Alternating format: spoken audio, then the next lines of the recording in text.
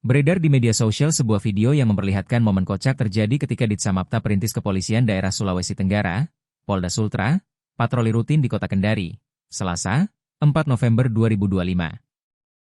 Seorang tukang parkir liar di Kemaraya, lari terbirit-birit saat didekati oleh tim perintis. Ia terlihat berlari kencang dan masuk ke dalam gang perumahan warga.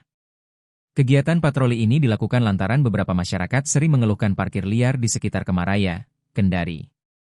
Dan tim perintis Ditsamapta Polda Sultra, Bribka B. Sagita, mengatakan awalnya mereka sedang berpatroli rutin di Kota Kendari. Sejumlah masyarakat mengeluhkan aktivitas parkir liar di Kemaraya melalui akun media sosial milik Perintis Presisi Ditsamapta Polda Sultra. Mereka pun bergerak ke lokasi. Ketika sampai di lokasi, mereka melihat salah seorang tukang parkir liar.